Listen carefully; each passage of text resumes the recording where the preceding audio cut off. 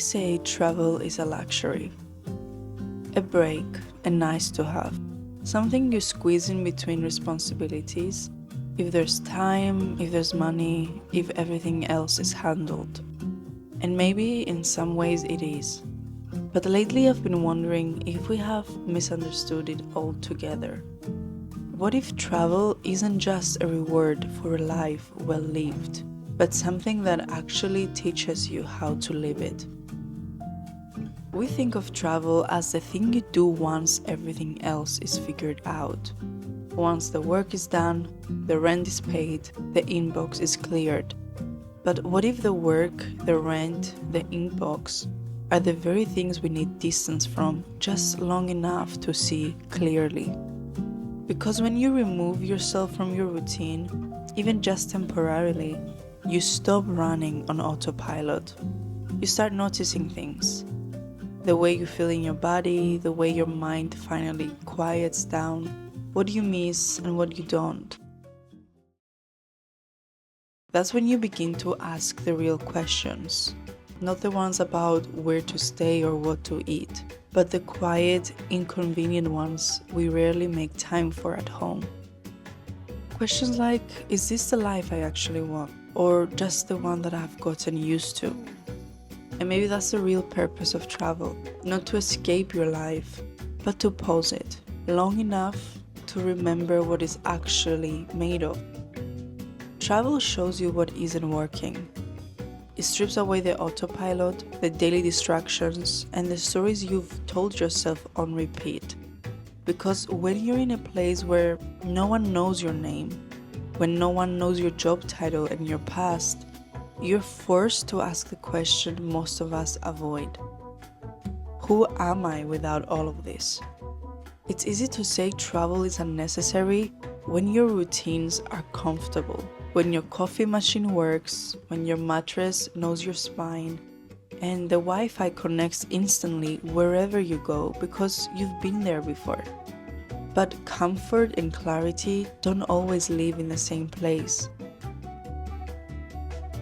And sometimes you need to leave home just to see yourself clearly again. I couldn't help but wonder, if staying still keeps us safe, is moving the only way to grow? Because travel at its best isn't about collecting stamps or posting photos, it's about unlearning. It's about waking up in a place where your default settings no longer apply and you have to choose moment by moment who you're going to be. People talk about culture shock like it's a bad thing. But maybe the shock is the point. Because how else do we wake up? How else do we confront the fact that our way isn't the only way?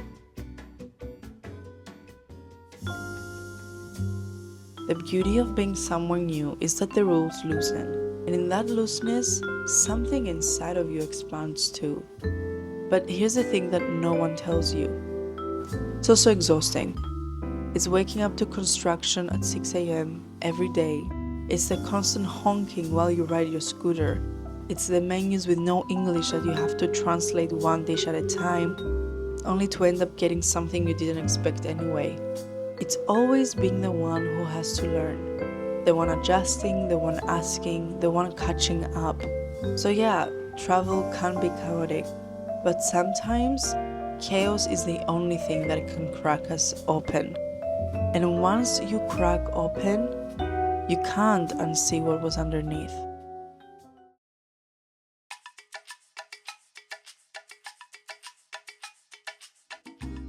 I used to romanticize travel as a form of escape, and sometimes it still is. But not from life, from the version of life that was handed to me instead of chosen by me. Travel reminds me that I have agency, that I get to choose what my life looks like, how slow or fast it moves, what I value, what I need, and what I no longer have to put up with. And isn't that its own kind of necessity? When I moved abroad, I didn't do it to find myself. I did it because I was tired of living by default. I wanted to be the kind of person who tried, who left and who made a choice and dealt with the chaos of that choice. And I've learned a lot from those 2 months of living out of a suitcase. Because when you travel, the consequences of your choices are immediate. There's no autopilot. You either adapt or you don't. You learn how to be resourceful, how to be patient, how to communicate without words. You learn that you can always figure it out, even when everything is unfamiliar. And that to me is a real gift. Not the photos or the passport stamps, but the knowing that wherever I go, I can meet myself there. So travel reminds you of how small you are, but also how capable. It reminds you that there are a million ways to live. And maybe the one that you were taught isn't the only one worth living. So maybe travel isn't essential in the way rent or groceries are, but it's essential in the way sunlight is. You might survive without it, sure, but you will forget what it means to glow. And maybe that's what we're really chasing when we book that one-way ticket. Not escape, not luxury, but the light that we haven't seen in a while.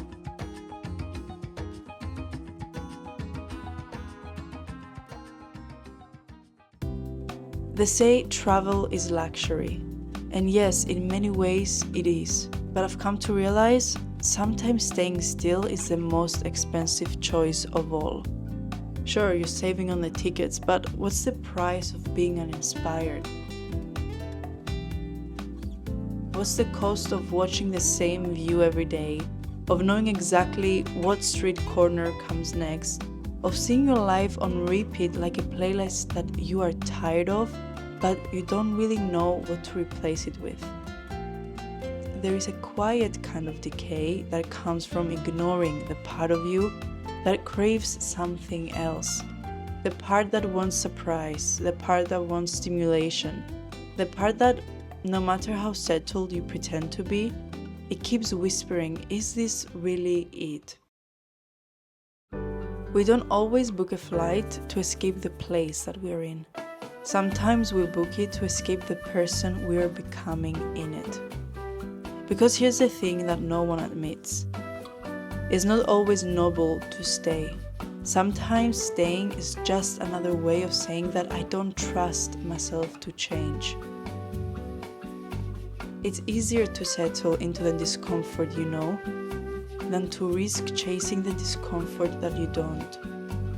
We call travel a luxury because it costs money, but I've seen people spend far more protecting a life that they secretly resent. New shoes, new routines, new hobbies, trying to make a stale life feel fresh. But no matter how many yoga classes you go to, how many exotic dancing classes you go to, it won't cure the ache that's coming from something bigger. The ache of being stuck. They say everywhere you go, there you are. And that's true. But sometimes you need to go somewhere else just to realize what parts of you were never really you at all. The people-pleasing part, the small talk part, the way you say yes when you mean maybe, and maybe when you mean no. A city you've never lived in doesn't just offer you new places. It offers you a new page. Because in unfamiliar places, there are no scripts. You're not your job title, you're not your old relationships, you're not your favorite cafe order or your usual bar. You're just you, and you get to figure out what that really means. So maybe travel isn't always about escape. Maybe it's about excavation, pulling back the layers of who you've become to find the self you lost beneath all the things that you settled for. And maybe that kind of journey shouldn't be called a luxury. Because when you think about it, what's more necessary than remembering who you are? So, are we really addicted to travel, or are we just allergic to stagnation? Because sometimes we don't need more time, we just need new air, a different kind of morning light, a walk where we don't know what comes around the corner, a moment where no one expects anything of us, not even ourselves. Some people will call it indulgent and others escapist, but the ones who have felt stuck in the same place, in every sense of the word, they know the truth. They know that sometimes the flight isn't the escape, but it's the way back to yourself.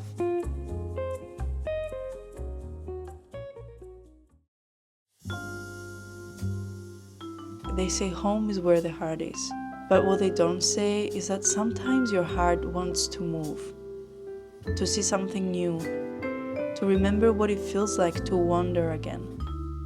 Some people need stillness to feel safe, others need motion to feel alive. And then there are some of us who need both. We crave stability, we want the routine, we want the coffee mug that knows our hand, the mattress and the pillow that is perfect for our body. But we also crave freedom, the option to live, to explore, to see more. Call it commitment issues or call it curiosity. But we don't need to be everywhere. We just don't want to be stuck anywhere. We crave the comfort of a familiar bed, but we sleep best knowing that the door isn't locked from the inside. Because some of us aren't looking to settle down. We're just looking to feel like ourselves in a place that lets us live and still wants us back. And so we learn to live in the in-between, to build a life that feels steady, but still leaves the window open, just enough to let the breeze in. Maybe that's the balance, not choosing between safety or adventure, but creating a life where both can exist in conversation with each other.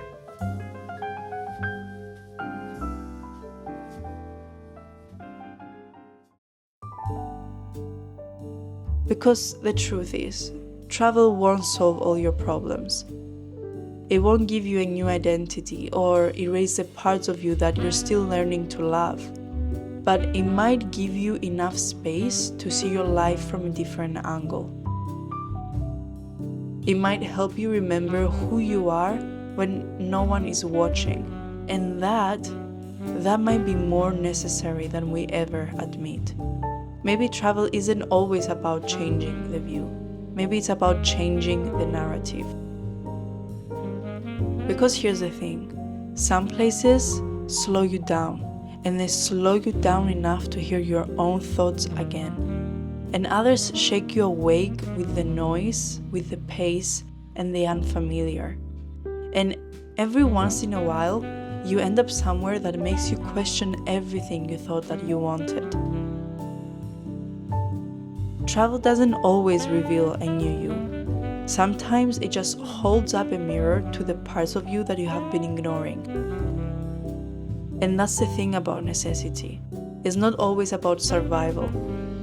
Sometimes it's about sanity, about feeling like yourself again, or finally becoming someone that you actually recognize. So maybe the real question isn't whether travel is a luxury or a necessity. Maybe the real question is, when was the last time that you felt truly alive? Because whether it's a flight across the world or just a walk down a street that you have never taken before, sometimes the most essential thing you can do for yourself is live long enough to come home to who you really are. And maybe, just maybe, that's the kind of necessity we should all make room for.